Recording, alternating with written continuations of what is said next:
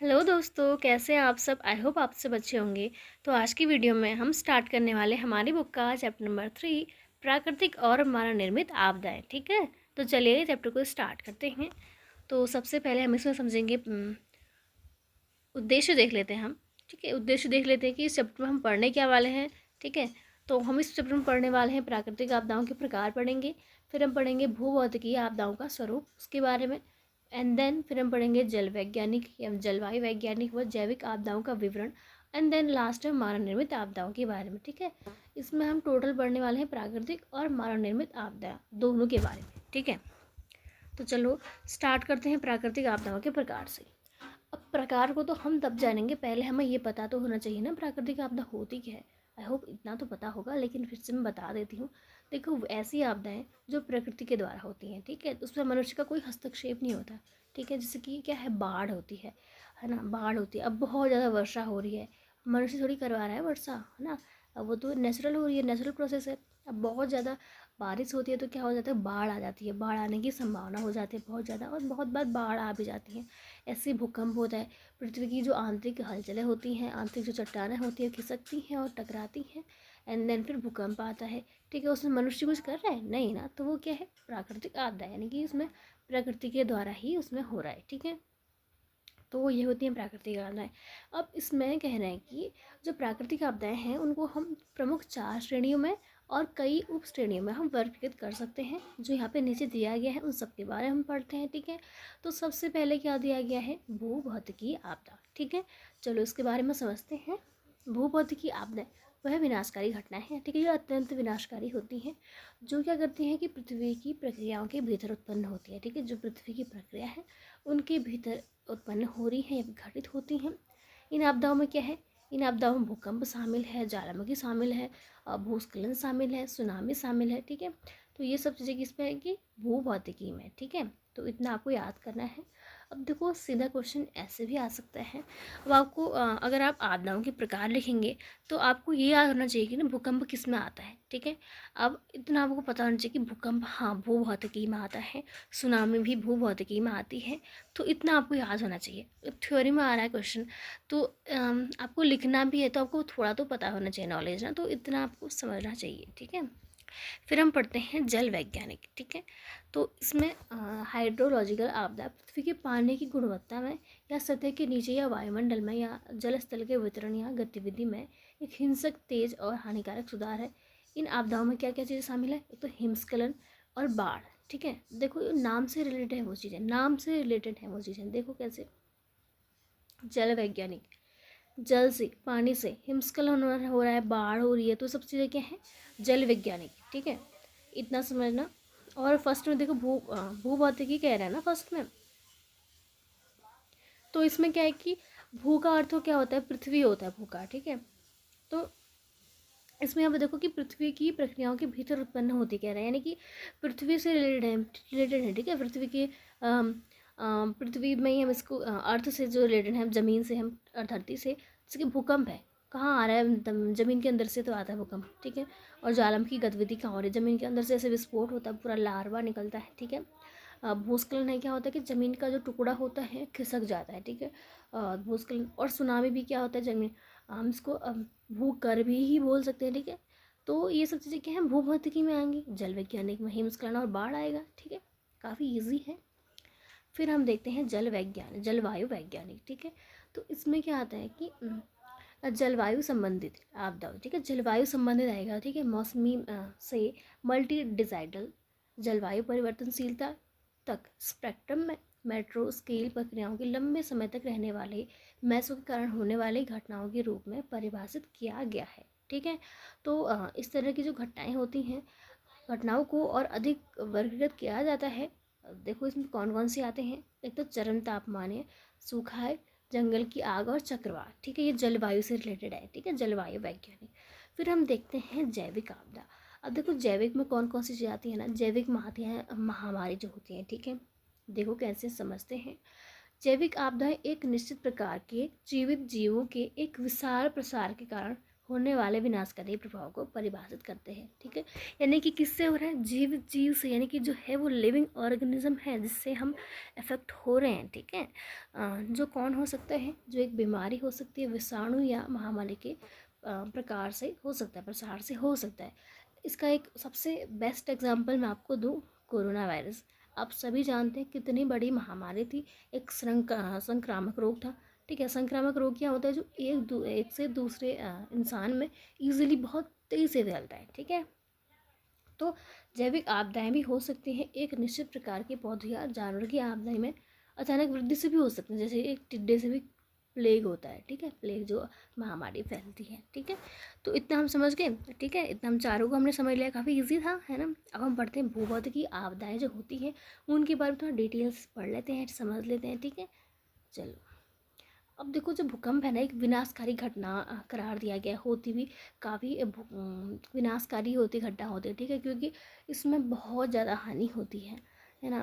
अगर अचानक अगर भूकंप आ गया हमें पहले से, अब देखो जो वर्षा होती है, बाढ़ होती है, इनका हम अनुमान लगा सकते हैं कि अगर ज़्यादा वर्षा होगी तो बाढ़ हो सकती है, और वर्षा का भी जो पूर्वानुमान हो सकता है। ठीक है, लेकिन जो भूकंप जैसी घटनाएं होती हैं इनका पहले से हमें पता नहीं चल पाता है ना।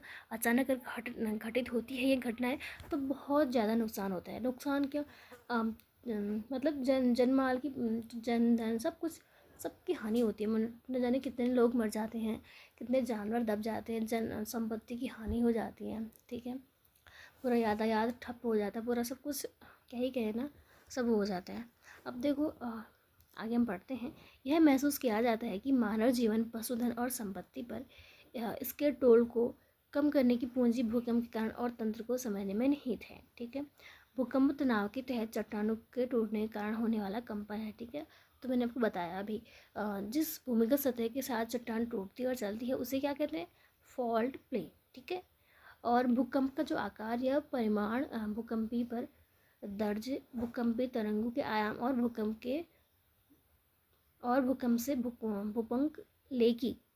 लेखी की दूरी को मापने के द्वारा निर्धारित किया जाता है। ठीक है, अब देखो, इसे एक सूत्र में रखा जाता है। देखो, इसे एक सूत्र में भी रखा जाता है, जो क्या कहते हैं कि जो उन्हें एक परिमाण में परिवर्तित करता है, जो भूकंप द्वारा जारी ऊर्जा का एक माप है। ठीक है, चलो नाम समझ लिए। अब यहाँ पे देखो, भूकंप जो है ना, भूकंप उपकेंद्र पृथ्वी की सतह पर सीधे फोकस के ऊपर स्थित बिंदु है, और भूकंप के कारण क्या होता है कि होने वाले जो झटके हैं उनका आयाम कई कारकों पर निर्भर करता है, जैसे कि परिमाण हो गया, उपकेंद्र से दूरी, फोकस, गहराई, स्थलाकृति और स्थानीय जमीनी स्थितियाँ। तो ये सब आपको याद रखने सारे पॉइंट। ठीक है, कौन कौन सी चीज़ें, परिमाण है, उपकेंद्र से दूरी है, फोकस की गहराई है। ठीक है, और स्थलाकृति और स्थानीय जमीन स्थिति। अब स्थलाकृति बहुत ज़्यादा इंपॉर्टेंट रोल प्ले करते हैं इसमें।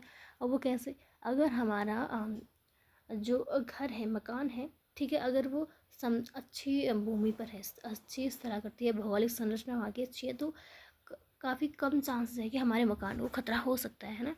अगर उसकी वो कहीं ढलान पे बना है, ठीक है, मकान, तो वहाँ पे बहुत ज़्यादा संवेदनशील क्षेत्र बन जाएगा वो।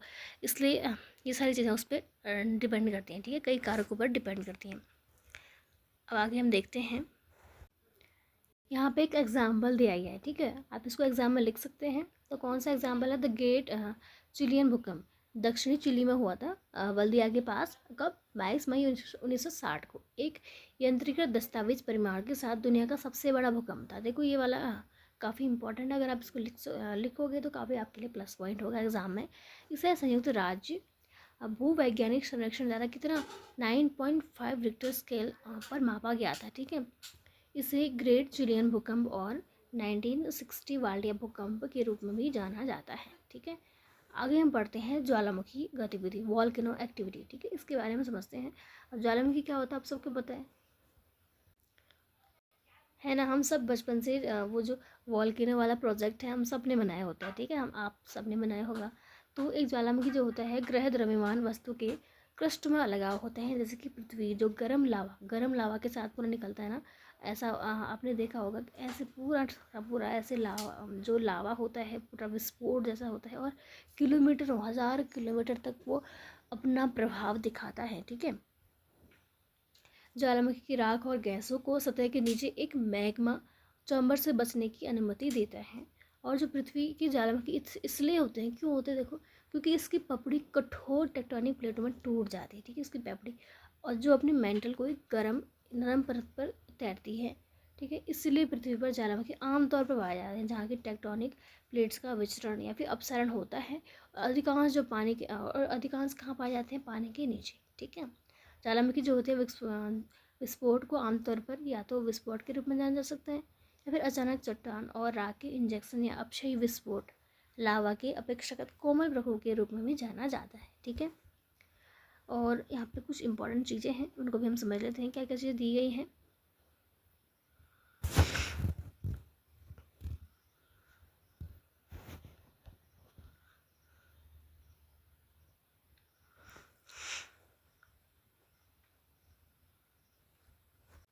हाँ, तो देखो, जो बड़े विस्फोटक होते हैं ज्वालामुखी विस्फोटों से जलवाष्प भी क्या क्या चीज़ें निकलती हैं, ठीक है, वो हमें याद करनी है एग्जाम के लिए। जलवाष्प हो गया, carbon dioxide, sulphur dioxide, hydrogen chloride, hydrogen fluoride और राख को पृथ्वी की सतह से 16 से 32 किलोमीटर की ऊंचाई तक समताप मंडल में इंजेक्ट किया जाता है, ठीक है, ये होता है। और इंजेक्शनों से सबसे महत्वपूर्ण प्रभाव किसका होता है, सल्फर डाइऑक्साइड के सल्फ्यूरिक एसिड में रूपांतरित से आते हैं, जो क्या करते हैं, समताप मंडल में तेजी से संघनित होकर बारीक सल्फेट एरोसेल बनाते हैं, ठीक है। ये जो एरोसेल होते हैं ना, ये बढ़ते हैं और जमावट करते हैं, ये ऊपरी जो शोभ मंडल होता है उसमें बढ़ जाते हैं, जहाँ पे क्या करते हैं कि सिरस बादलों के लिए नाभिक के रूप में काम करते हैं और पृथ्वी के विकर्ण संतुलन में संशोधित करते हैं, ठीक है। चलो, इतना हम पढ़ते हैं। फिर यहाँ पर देखो, यहाँ पर दिया गया है कि जो विशाल, ठीक है, विशाल तंबोरा स्ट्रेटो ज्वालामुखी उत्तरी एस्वामा द्वीप पर पूरे कितना 60 किलोमीटर चौड़ा संगर प्रायद्वीप बनाता है। और 10 अप्रैल 1815 को तंबोरा ने पिछले 10,000 वर्षों में के दौरान ग्रह पर यहाँ सबसे बड़े विस्फोट को उत्पन्न किया, ठीक है, याद रखना। और जो ज्वालामुखी होता है ना, से 50 क्यूबिक किलोमीटर से अधिक मैग्मा निकला और बाद में ठहकर 6 किलोमीटर चौड़ा और 1250 मीटर गहरा कैल्डेरा बन गया, ठीक है। हम पढ़ते हैं भूस्खलन के बारे में। अब भूस्खलन क्या होता है बताइए आप सबको। क्या होता है कि जो पृथ्वी होती है, मृदा होती है, वो क्या करती है कि खिसक जाती है, ठीक है। अधिकतर हम कहाँ देखने को मिलते हैं, जो रोडें होती हैं, कच्ची सड़कें होती हैं, पहाड़ों में अक्सर हम भूस्खलन देखने को हमें मिलता है, ठीक है। तो भूस्खलन जो होता है चट्टान, मलबे या पृथ्वी की ढलान गतिविधि है, जो मैं बता रही हूँ आपको। ये उन सामग्रियों की विफलता के परिणामस्वरूप होते हैं जो पहाड़ी ढलान को बनाते हैं और गुरुत्वाकर्षण बल की तरह संचालित होते हैं, ठीक है। भूस्खलन को भूस्खलन, ढलान या फिर ये सब चीज़ें भी कहा जाता है, विफलता के रूप में भी माना जाता है, ठीक है। और यहाँ पे देखो, भूस्खलन के कुछ सामान्य जो प्रकार हैं, देखिए, पृथ्वी की स्लाइड, चट्टान गिरना, मलबे का बहाव, ये सब चीज़ें, ठीक है। और भूस्खलन सामग्री की गति अचानक ढलने से हो सकती है और धीरे धीरे स्लाइड से लेकर लगभग अवांछनीय अत्यंत तीव्र गति तक हो सकती है, ठीक है। चलो, फिर हम बढ़ते हैं आगे, उसको हम समझ गए। अब देखो, भूस्खलन जो होता है उसके प्राकृतिक कारक बहुत ज़्यादा यहाँ पे शामिल हैं, ठीक है, उनके बारे में हम समझ लेते हैं कौन कौन से हैं यहाँ पे। ढलान को अस्थिर करने वाले भूजल दबाव में वृद्धि, ठीक है। और फिर हमारा ऊर्ध्वाधर वनस्पति संरचना, ठीक है, मिट्टी के पोषक तत्व, मिट्टी की संरचना की हानि या अनुपस्थिति, ठीक है। नदियों या समुद्र की लहरों ढलान के पैर पर क्षरण, ठीक है। बर्फ़ के पिघलने, ग्लेशियर के पिघलने या भारी वर्षा संपत्ति में संपत्ति के माध्यम से ढलान का कमजोर होना, भूकंप को स्थिर रूप से स्थिर ढलान में भार जोड़ना, ठीक है। और ये सब चीज़ें यहाँ पे दी गई हैं। फिर हमें दिया गया है कि जो भूस्खलन है मानव गतिविधि से बढ़ जाता है, ठीक है। जो भूस्खलन है इसमें मानव गति से बढ़ भी जाता है, कैसे, वनों की कटाई हो रही है, ठीक है।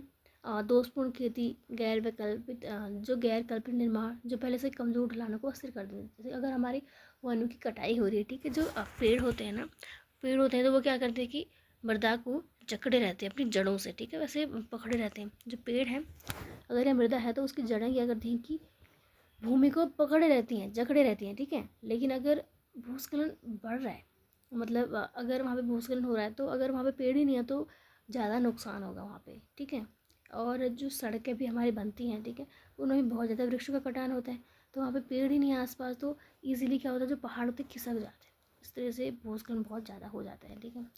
मशीनरी या ट्रैफिक या ब्लास्टिंग से जो कंपन हमारा किया जाता है उसकी वजह से भी भूस्खलन बहुत ज़्यादा बढ़ रहा है। और पृथ्वी का कार्य जो ढलान के आकार को बदल देता है या फिर जो मौजूदा ढलान पर नया भार डालता है, ये सब चीज़ें क्या करती हैं, भूस्खलन को बहुत ज़्यादा बढ़ा रही हैं, बहुत ज़्यादा स्तर पर ये बढ़ा रही हैं। ठीक है, फिर हम समझते हैं सुनामी के बारे में। ठीक है, हम सभी ने देख रखा है सुनामी, हमने एक चैप्टर भी पढ़ा होगा 6th या 7th क्लास में, हम सब ने एक चैप्टर भी था द सुनामी इंग्लिश में। ठीक है, आई होप कि आपने भी पढ़ा होगा। ठीक है, उसमें बहुत सारे हमने वो देखे थे, एग्जाम्पल देखे थे कि कहाँ पे कैसे कैसे कुछ लोग जो थे इन सुनामी से बच के निकले थे। ठीक है, उन सब के बारे में वहाँ पे दिया गया था, हालांकि बहुत अच्छे से याद नहीं है मुझे। ठीक है, तो अभी हम यहाँ पे पढ़ते हैं।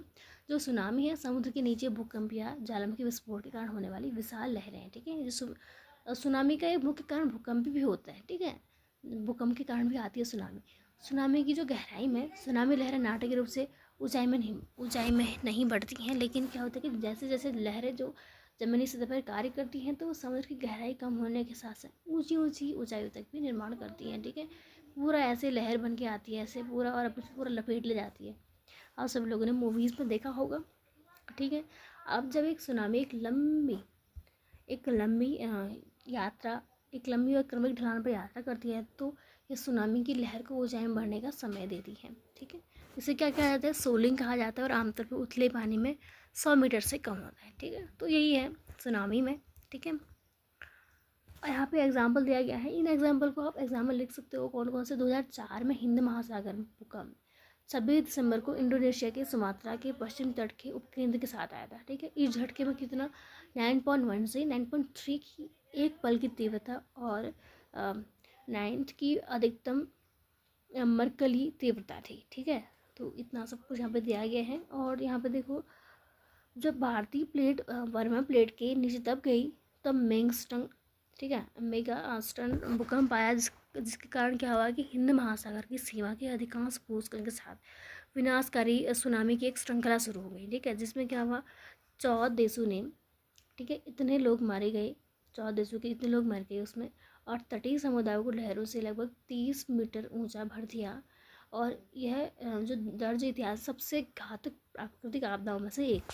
ठीक है, तो इंडोनेशिया ने सबसे कठिन देश था, उसके बाद श्रीलंका, भारत, थाईलैंड का स्थान रहा। ठीक है, हम देखते हैं जल वैज्ञानिक आपदाएं के बारे में हम देखते हैं। सबसे पहले हम देखते हैं हिमस्खलन, एवलांचेस, ये हम देखते हैं अक्सर। तो ये क्या होता है कि जो बर्फ़ का एक टुकड़ा होता है बहुत बड़ा, वो क्या होता है कि फिसल जाता है। ठीक है, ठीक है, हाँ, तो इसके बारे में हम पढ़ते हैं, इसके बहुत सारे कारण होते हैं, सबको समझते हैं हम। देखो, हिमस्खलन जो है एक पहाड़ के नीचे फिसलने वाली बर्फ़ की अत्यधिक मात्रा होती है। ठीक है, जैसे कि वो हिम है। ठीक है, ये पूरा पर्वत है। ठीक है, तो क्या होता है कि उसमें से जो एक बर्फ़ का टुकड़ा जैसे होता है नीचे गिर जाता है, और वो छोटा नहीं होता, बहुत बड़ी मात्रा में होते हैं। तो इसकी तुलना भूस्खलन से की जा सकती है, तथा न केवल धरती के बजाय बर्फ़ के प्रयोग से। ठीक है, यहाँ पे धरती नहीं, यहाँ पे बर्फ़ है।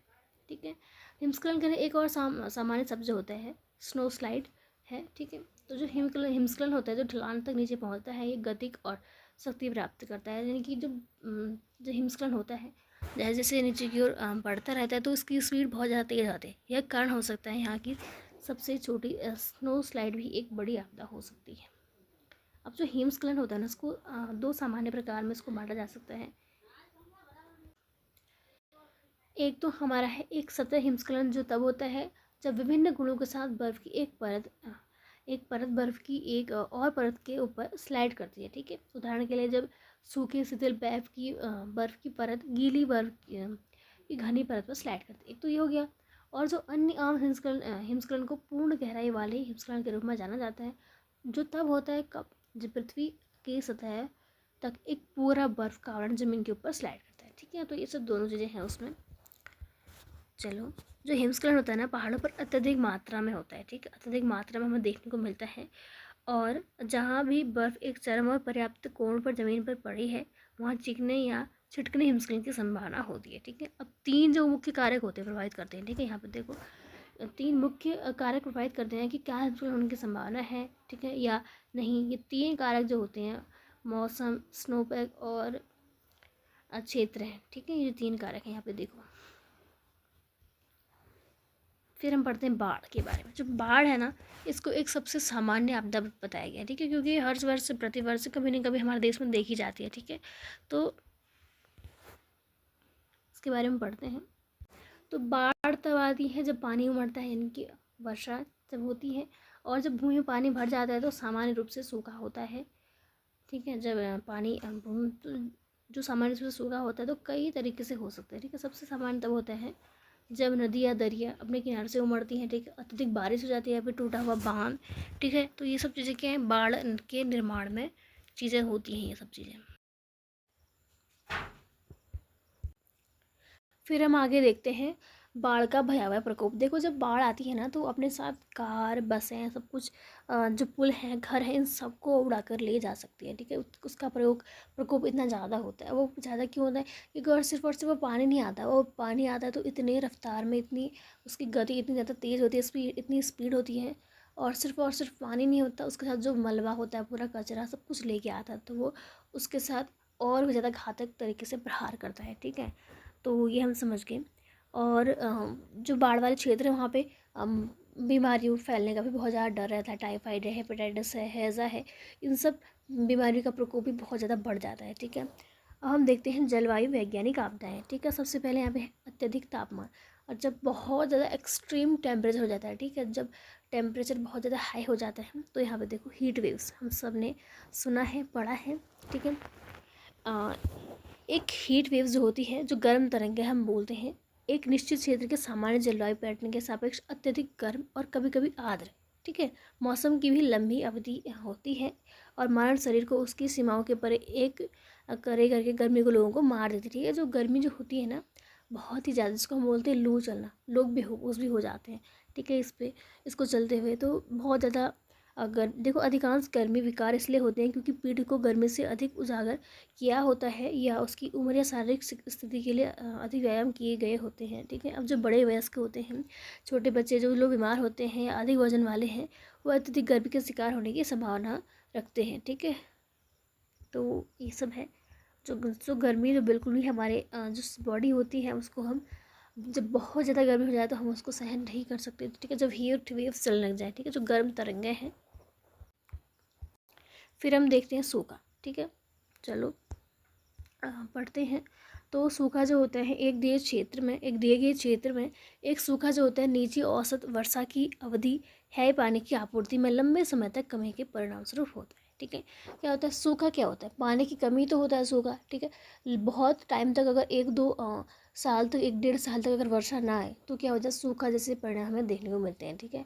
अब सूखा सिर्फ और सिर्फ सूखा ही नहीं होता, और भी बहुत सारी उसके साथ हमें प्रॉब्लम्स देखने को मिलते हैं। देखो, सूखा होगा तो पानी की कमी, ठीक है। अब सूखा ही नहीं होगा तो वर्षा नहीं होगी, वर्षा नहीं होगी तो मतलब खेती नहीं हो पाएगी, ठीक है। अगर खेती नहीं हो पा रही है तो जो गरीब लोग हैं, ठीक है, जो सिर्फ और सिर्फ किसान हैं, अब वो तो पहले खेती करते हैं, उस पर निर्भर करते हैं।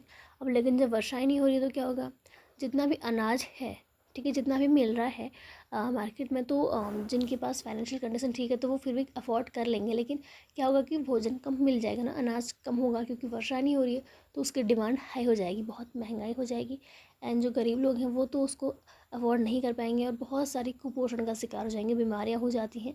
तो सूखा जो होता है, बहुत भयावह स्थिति देखने को मिलती है। देखो, एक चीज़ से कितनी सारी चीज़ें रिलेट कर रही है, समझ रहे हो, सिर्फ और सिर्फ सूखा होने से कुपोषण तक, ठीक है। ये बहुत सारी चीज़ें यहाँ पे हमें देखने को मिलती हैं, ठीक है। तो चलो समझो इसको।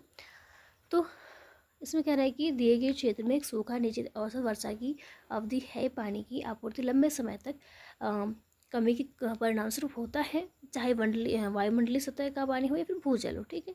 क्योंकि जो पानी की जो साइकिल हमारी वर्षा होती है, फिर चलते रहते हैं, ठीक है, उसका रुकना भी बिल्कुल सही नहीं है। हम भूजल का पानी कब तक वो करेंगे, ठीक है। जब वर्षा का पानी जब भूजल में जाएगा तो वही हम तो पूरा रिसाइकल चलता रहता है, पूरा जल चक्र, ठीक है। सूखा जो होता है महीनों या वर्षों तक रह सकता है, या फिर 15 दिनों के बाद भी घोषित किया जा सकता है। यह प्रभावित क्षेत्र के पारिस्थितिक तंत्र और कृषि पर पर्याप्त प्रभाव डाल सकता है। मैंने बताया ना, कृषि पर बहुत ज़्यादा इसका इफेक्ट होता है, और अर्थव्यवस्था की बहुत ज़्यादा नुकसान हो जाएगी इस पर। जो गर्मी की अवधि जलवाष्प के वाष्पीकरण को तेज़ करके सूखे की स्थिति को काफ़ी ख़राब कर सकती है। जो गर्मी में अगर प्रॉब्लम अगर देखने को मिले तो फिर बहुत भयावह स्थिति बन जाएगी, ठीक है। आगे देखो, कई पौधों की प्रजाति जैसे कि परिवार ये कैक्टेवी है में सूखा श्रेष्ठता अनुकूल होता है, जैसे कम पत्ती क्षेत्र और मोटी क्यूटिकल सूखे को सहन करने की क्षमता बढ़ाने के लिए। ठीक है, अब देखो लंबे समय तक सूखे ने बड़े पैमाने पर पलायन और मानव संकट पैदा किया है। किसने? सूखे ने। ठीक है, पलायन भी हो रहा है और मानवीय संकट। अब देखो जो सूखे को बहुत वर्षित किया जा सकता है। यहाँ पे बहुत सारे पॉइंट यहाँ पे दिए गए हैं, तो देखो समझो इसको। ये फर्स्ट है मौसमी संबंधित सूखा विभिन्न क्षेत्रों के लिए विशिष्ट है। ठीक है, अब देखो जो विभिन्न सूखे चरणों के दौरान फसलों को पानी की जरूरत होती है, तो उसके लिए कृषि सूखा हो सकता है। ठीक है, और फिर यहाँ देखो हाइड्रोलॉजिकल सूखा नदियों, ठीक है, और जलाशय में लगातार कम पानी की मात्रा को संदर्भित करता है। ठीक है, जलाशयों की निकासी जैसे मानवीय गतिविधियाँ हाइड्रोलॉजिकल सूखे को खराब कर सकती हैं, और हाइड्रोलॉजिकल सूखा जो है अक्सर मौसमी संबंधी सूखे से जुड़ा होता है। जल की मांग जब आपूर्ति से अधिक हो जाती है तो सामाजिक आर्थिक सूखा होता है। इस तरह से सूखे के उदाहरणों में बहुत अधिक सिंचाई शामिल है, या जब कम नदी का प्रभाव ऊर्जा उत्पादन को कम करने के लिए हाइड्रोक्लोरिक पावर प्लांट अपटर को मजबूत करता है। ठीक है, तो ये सब चीज़ें हमें देखने को मिलती हैं। अब हम देखते हैं दावानल। दावानल क्या होता है? आपने सुना होगा जंगलों में आग लगना। ठीक है, तो दावानल वही होता है जो जंगलों में आग लगती है ना, तो वही होता है दावानल, उसको हम समझते हैं। और सबसे ज़्यादा मात्रा में दावानल कहाँ देखा जाता है? जो ग्रामीण इलाके होते हैं, जो जंगल के इलाके होते हैं। ठीक है, जंगलों में बहुत ज़्यादा आग इससे ठीक है लगती है, जो हम पढ़ते हैं इसके बारे में। एक जंगल की आग या दहनशील वनस्पति के क्षेत्र में एक आग है जो ग्रामीण इलाकों या ग्रामीण क्षेत्र में होती है। ठीक है, अब वनस्पति के प्रकार के आधार पर जहाँ यह होता है, एक जंगल की आग को विशेष रूप से वृक्ष की आग, झाड़ी की आग, रेगिस्तान की आग, जंगल की आग, घास की आग, इन सब वर्गों में वर्गीकृत किया जा सकता है। ठीक है, पृथ्वी एक आंतरिक रूप से ज्वलनशील ग्रह है। ठीक है, जो कार्बन युक्त वनस्पतियों, मौसमी शुष्क जलवायु, वायुमंडलीय ऑक्सीजन, इन सब से क्या होता है कि ज्वालामुखी प्रज्वलन की अपने आवरण के कारण है। ठीक है, तो दावानल जो होता है तो उसको बढ़ावा कैसे मिलता है? दावानल को बढ़ावा के कारण उनके भौतिक गुणों, मौजूद दहनशील सामग्री और आग पर मौसम के प्रभाव के रूप में चित्रित किया जा सकता है। ठीक है, अब जो वाइल्ड फायर होते हैं संपत्ति और मानव जीवन को नुकसान पहुंचा सकते हैं, लेकिन उनके पास जो होता है देसी वनस्पति, जानवरों और पारिस्थितिक प्रणाली पर कई लाभकारी प्रभाव हैं जो आग से विकसित हुए हैं। ठीक है, अब देखो जो आग होती है, ठीक है, उससे ज़्यादा बहुत ज़्यादा नुकसान भी होता है, क्योंकि बहुत ज़्यादा औषधियाँ जो होती हैं नष्ट हो जाती हैं। ठीक है, हम उनके बारे में हमें पता ही नहीं होता कि ऐसी ऐसी औषधियाँ भी उपलब्ध है जंगलों में, वनों में, लेकिन वो आग के कारण पूरी ध्वस्त हो जाती हैं। बहुत ज़्यादा जानवर तो बच निकलते हैं, लेकिन कुछ जो होते हैं वो इसकी आग की चपेट में आकर के ऐसे ही मर जाते हैं। ठीक है, तो इतना हम समझते हैं। अब कई प्रजाति जो होती हैं विकास के लिए, प्रजनन के लिए आग के प्रभाव पर निर्भर करती है, तो कुछ चीज़ों में ये चीज़ सीधे लाभदायक भी हैं। ठीक है, अब जो दावानल है सबसे अधिक ध्यान देने योग्य प्रतिकूल प्रभाव संपत्ति का विनाश है। ठीक है, संपत्ति का जो विनाश हो रहा है, जंगलों में आग लग के जितने ज़्यादा पेड़ हमारे घट रहे हैं। ठीक है, हालांकि वन्य जीवों के ईंधन के जलने से खतरनाक रसायनों के निकलने से जो मनुष्य स्वास्थ्य होता है उस पर भी काफ़ी असर पड़ता है। ठीक है, क्योंकि बहुत ज़्यादा गैसें जो जलने की मात्रा से बहुत ज़्यादा जो गैसें निकलती हैं। ठीक है, जंगल की जो आग होती है धुआं मुख्य रूप से कौन होता है? कार्बन डाइऑक्साइड और जल वाष्प से बना है। ठीक है, अब कम सांद्रता में मौजूद जो अन्य सामान धुएं के घटक होते हैं, ठीक है, कौन कौन से हैं? कार्बन मोनोऑक्साइड, बहुत ज़्यादा विषैली गैसें होती हैं। ठीक है, फॉर्मल्डिहाइड है, एक्रिलोनिहाइड, तो ये सब चीज़ें क्या हैं? ये सब चीज़ें हैं। अब धुएं में जो कार्बन डाइऑक्साइड की जो उच्च सांद्रता के बावजूद यह कम विषाक्तता के कारण कम स्वास्थ्य जोखिम पैदा करता है। ठीक है, तो ये हो गया। अब हम पढ़ते हैं चक्रवात के बारे में। चलो ठीक है, चक्रवात हम सब जानते हैं। ठीक है, साइक्लोन जो होता है कैसे आता है, ऐसा ऐसा ऐसा पूरा हम ठीक है हमने पढ़ रखा है। तो मौसम विज्ञान में चक्रवात जो होता है एक बड़े पैमाने पर वायु द्रव्यमान है। ठीक है, क्या है? बड़े पैमाने पर वायु द्रव्यमान है। इस तरीके से आप डेफिनेशन लिख सकते हैं। अगर सीधा आएगा ना चक्रवात को प्रभाषित कीजिए आएगा। ठीक है, तो उसको आप ऐसे लिख सकते हैं, जो कम वायुमंडलीय दबाव के एक मजबूत केंद्र के चारों ओर घूमता है। ठीक है, ये डेफिनेशन यही है सर। ठीक है, इसको याद करना, कम वायुमंडलीय दबाव के एक मजबूत केंद्र के चारों ओर घूमता है। ठीक है, चलो चक्रवात शब्द जो है तूफान के चक्रवाती प्रकृति को संदर्भित करता है। उत्तरी गोलार्ध में वामार्त घूर्णन, ठीक है, या ये पता होना चाहिए उत्तरी गोलार्ध में कैसे वामार्त, और दक्षिणी में दक्षिणावर्त। ठीक है, दोनों में अलग अलग होता है इसका। और चक्रवात की विशेषता आवक सपीली हवाओं से होती है जो कम दबाव के क्षेत्र में घूमती है। ठीक है, तो ये है। और सबसे बड़े निम्न दबाव प्रणालियाँ ध्रुवीय भंवर और सबसे बड़े पैमाने के अतिरिक्त उष्णकटिबंधीय चक्रवात हैं। ठीक है, और जो गर्म कोर चक्रवात जैसे कि उष्णकटिबंधीय चक्रवात है और उष्णकटिबंधीय चक्रवात भी सिनॉप्टिक पैमाने के भीतर होते हैं, ठीक है। और यहाँ पे देखो, जो उष्णकटिबंधीय चक्रवात के लिए 6 कुछ मुख्य आवश्यकताएं यहाँ पे दी गई हैं, उसको हम पढ़ते हैं, ठीक है। कौन है? तो पर्याप्त रूप से गर्म समुद्र की सतह का तापमान, फिर सेकंड है वायुमंडलीय अस्थिरता है, फिर है जो सौमंडल है उसके निचले से मध्यम स्तर तक उच्च जो आर्द्रता होती है, ठीक है। एंड फिर कम दबाव वाले केंद्र को विकसित करने के लिए पर्याप्त कोरोलिस बल, ठीक है। फिर 2 पॉइंट और हैं, एक निम्न स्तर का फोकस या उपद्रव, फिर कम ऊर्ध्वाधर पवन कतरनी, ठीक है। तो यही है हमारा। फिर हमारी आती है जैविक आपदाएं। जैविक आपदाएं कौन सी होती है? जो संक्रामक होती हैं, ठीक है, जिनको हम महामारी भी कह सकते हैं, जो तेज़ से फैलते हैं, बहुत ज़्यादा तेज़ से फैलते हैं। सबसे बेस्ट एग्जांपल आपको समझाने की ज़रूरत भी नहीं है, अगर आपको कहीं भी महामारी दिखे तो आपको कोरोना तो आपके दिमाग में पहले ही याद आ जाता होगा, ठीक है।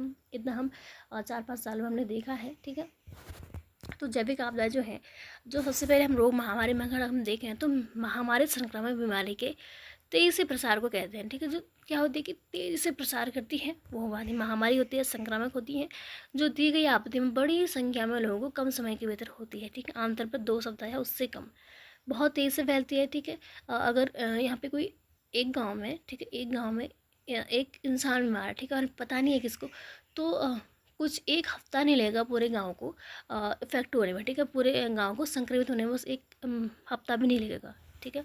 उदाहरण के लिए देखो, मेलिंगो के कोगल है संक्रमण में लगातार 2 हफ्तों तक प्रति 1 लाख लोगों में 15 से अधिक मामलों में 1 महीने की दर को एक महामारी माना जाता है, ठीक है। तो इतना यहाँ बताया गया है, इसके बारे में आपको ज़्यादा पढ़ने की ज़रूरत है नहीं, आपको अच्छे से पता ही है, ठीक है।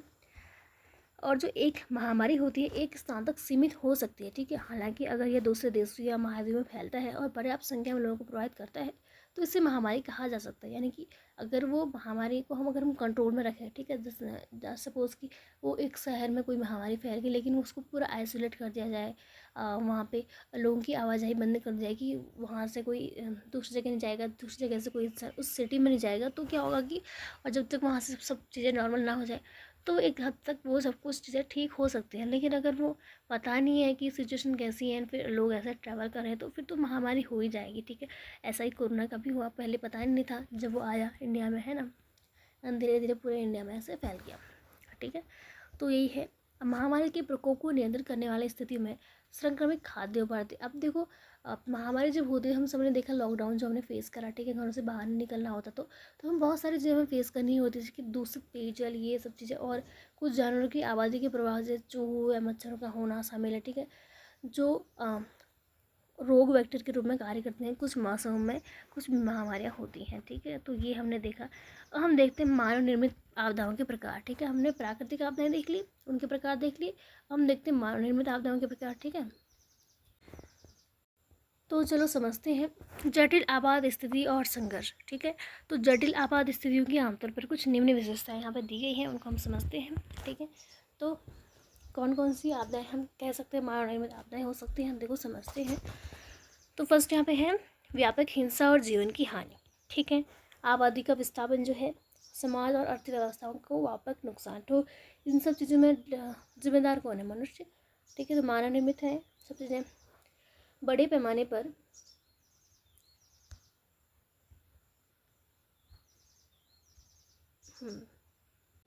हाँ, फिर देखो बड़े पैमाने पर बहुआयामी मानवीय सहायता की आवश्यकता, राजनीति और सैन्य बाधाओं द्वारा मानवीय सहायता की बाधाएं रोकथाम, और लास्ट कुछ क्षेत्रों में मानवीय राहत कर्मियों के लिए महत्वपूर्ण सुरक्षा जोखिम। तो ये सब चीज़ें क्या हैं? कुछ विशेषताएं हैं आमतौर पर जटिल आपात स्थितियों की, ठीक है। ये ऐसा होता है, ऐसा देखने को मिलता है, ठीक है। अब देखो, राष्ट्रीय स्तर पर संघर्ष में उसी देश के सहस्त्र समूहों के बीच युद्ध जैसे मुकाबले शामिल हो सकते हैं जो सीमाओं के भीतर होते हैं, ठीक है। अब युद्ध के ऐसे बड़े प्रकोप, ठीक है, पैमाने पर चिकित्सा समस्या जैसे कि महामारी, पानी की कमी, ये सब चीज़ें जो होती हैं भूख आदि के रूप में उत्पन्न कर सकते हैं, ठीक है। अंतर्राष्ट्रीय स्तर पर क्या है कि विभिन्न देशों से 2 से 2 या अधिक सेनाओं के बीच जो युद्ध छिड़ सकता है, तो इसी तरह से इस तरह के संघर्ष से शरणार्थी और विस्थापित के बड़े पैमाने पर आंदोलन हो सकते हैं। सब चीज़ें क्या है कि मानव निर्मित हो रही है, यानी कि अगर सोचो वार हो रहा है, ठीक है, वार हो रहा है जैसे मैंने, तो क्या होगा कि शिफ्ट करना पड़ेगा लोगों को, जो बॉर्डर के पास हैं, तो उनको विस्थापित करना पड़ेगा वहाँ से। तो ये सब चीज़ें क्या हो रही है, जो कूड़ा करकट हो रहा है, ये सब पानी की कमी, ये सब महामारी, ये सब अगर हमें देखने को मिले प्रकोप, जो अगर युद्ध के ऐसे बड़े पैमाने पर अगर हमें देखने को मिली ये सब चीज़ें, भोजन की कमी, ये तो सब चीज़ें क्या है, मानव निर्मित ही है सब कुछ चीज़ें, ठीक है। तो ये सब देखो, सबसे पहले तो देखो अकाल। अकाल क्या होता है कि भोजन की कमी, ठीक है। तो अकाल जो है भोजन की व्यापक कमी को कहते हैं, जो फसल की विफलता के कारण हो सकता है, असंतुलन जनसंख्या के कारण हो सकता है, या सरकार की नीतियों सहित कई कारकों के कारण होता है, ठीक है। अब ये जो घटना है आमतौर पर क्या होती है, क्षेत्रीय कुपोषण। अब देखो अकाल है, भोजन की कमी है, लोगों को उचित मात्रा में भोजन नहीं मिल पाएगा तो क्या होगा, लोग कुपोषित हो जाएंगे, कुपोषण का शिकार होंगे, भुखमरी होगी, महामारी होगी, और जो बढ़ी हुई मृत्यु दर के साथ साथ क्या होगा उसके बाद होती है। दुनिया भर में हर आबाद देश ने पूरे इतिहास में अकाल की अवधि का अनुभव किया है, ठीक है, सबने। अब देखो संयुक्त राष्ट्र की मानवीय कसौटियों के अनुसार भले ही बड़ी संख्या में लोगों को पोषण की कमी के साथ भोजन की कमी हो, अकाल तभी होता है जब मृत्यु दर और कुपोषण भूख के कुछ उपाय पाए जाते हैं, ठीक है। अब देखो कुछ कसौटियाँ यहाँ पे दी गई हैं कि एक क्षेत्र में कम से कम 20 परिवारों को सामना करने की सीमित क्षमता के साथ अत्यधिक भोजन कमी का सामना करना पड़ता है। तो ये सब कुछ क्या कसौटियाँ हैं। और बच्चों को क्या तीव्र कुपोषण का प्रकार 30 से अधिक हो जाए, मृत्यु दर जो हो जाएगी प्रतिदिन 10,000 व्यक्तियों पर 2 व्यक्तियों से अधिक हो जाए, ठीक है। भोजन कमी, भोजन की अल्पता, भोजन वितरण में कठिनाई, ये सब चीज़ें अगर देखने को मिले तो हम कह सकते हैं कि हाँ अकाल है वहाँ पे। अब परिवहन और औद्योगिक घटनाएं जो हैं ये भी मानव जो मानव निर्मित हो सकते हैं, है मतलब हो सकते हैं नहीं है ये। देखो परिवहन जो है आपदा का वह शब्द जिसका उपयोग परिवहन के यंत्रगत तरीकों से जुड़े तकनीकी परिवहन दुर्घटनाओं का वर्णन करने के लिए किया जा सकता है, ठीक है। अब देखो जो परिवहन है 4 आपदा उपसमूह शामिल, ठीक है। हवाई, नाव, रेल परिवहन, तो ये सब रेल जुड़ी घटनाएं, और सड़कों और पटरियों पर मोटर वाहन से जुड़ी घटनाएं। अब देखो ये मानव निर्मित आपदाएं हैं, तो दुनिया भर के एक्सीडेंट हुए हैं, ठीक है। प्रकृति तो कर नहीं देगी हाँ 2 बसों को पकड़ा के टकरा दो, नहीं ना, मानव की जो गलतियाँ होती हैं, ठीक है। कोई लोग क्या करते हैं कि दुनिया भर का नशा करते हैं, उसके बाद गाड़ी चलाते हैं, तो फिर तो एक्सीडेंट होना ही है। खुद तो उनकी जान जाती है, दूसरों को भी नुकसान पहुंचा देते हैं, है ना। तो ये चीज़ें क्या है, मानव निर्मित ही तो है। औद्योगिक आपदाएं और गैर प्राकृतिक विनाशकारी घटनाएं जो निम्नलिखित शामिल हैं, तो यहाँ पर दी गई है कौन कौन सी हैं। तो रासायनिक पदार्थों की उत्पादन हो गया, ठीक है, खतरनाक जो रासायनिक उत्पाद हैं। विस्फोट आपदाएं हैं, ठीक है, जब विस्फोट हो जाता है, ठीक है, क्या होता है कि जो उद्योग होते हैं बड़े बड़े, उनमें क्या होता है कि विषैली गैस का फैल जाती है, ठीक है, कुछ ना कुछ लापरवाही कारण, जिसकी हमने भोपाल गैस त्रासदी आपने सुनी होगी अगर तो, ठीक है। रासायनिक विस्फोट, परमाणु विस्फोट जो गया, खान विस्फोट की दुर्घटनाएं तब होती है जब प्राकृतिक गैस या कोयले की धूल हवा के साथ प्रतिक्रिया करती है, ठीक है। रासायनिक प्रदूषण हो गया, वायुमंडलीय प्रदूषण, जो प्रदूषण हो रहा है दुनिया भर के गाड़ियों से जो पोल्यूशन निकल रहा है, ठीक है, जो हम ट्रेन में जो चिमनियों से निकल रहा है, ठीक है, और कहाँ यूज़ हो रहा है, ठीक है। और हम देख सकते हैं बड़े बड़े उद्योगों में, कंपनियों में, तो दुनिया भर का जो पॉल्यूशन हो रहा है, तो उसका कारण कौन है, मानव ही तो है। प्राकृतिक और कृत्रिम रूप से जो जलने वाले जो उत्पन्न गैस हैं, ठीक है, ठोस पदार्थ हैं, विकिरण द्वारा बड़ी मात्रा में जो वायुमंडल में प्रदूषण हो रहा है, ठीक है। प्रदूषण या वातावरण का पतन हो रहा है, जो एसिड रेन बहुत ज़्यादा इफेक्ट करते हैं। जो एसिड रेन जो होती है वो, उसका प्रभाव बहुत ज़्यादा हमें फसलों में देखने को मिलता है, फसल बर्बाद हो जाती है, ठीक है, बहुत ज़्यादा नुकसान होता है फसल से। और जो अच्छे जो होते हैं, जो फसल को अच्छे से, कुछ ऐसे कीटाणु होते हैं जो फसल के लिए लाभदायक होते हैं, उनका भी नष्ट हो जाता है इस एसिड रेन के कारण। तो बहुत सारी चीज़ें यहाँ पे हैं, ठीक है। तो इतना हो गया, तो हमारा चैप्टर यहाँ पे ख़त्म हो जाता है। आई होप आपको समझ आ गया होगा, काफ़ी ईजी चैप्टर था, ठीक है। थोड़ा समझने की ज़रूरत है। पूरा लेक्चर अगर आपने ध्यान से सुना होगा तो आपको कोई डाउट नहीं रहा होगा आपका। फिर भी अगर कोई डाउट है तो आप कमेंट कीजिए। Thank you so much for watching this video.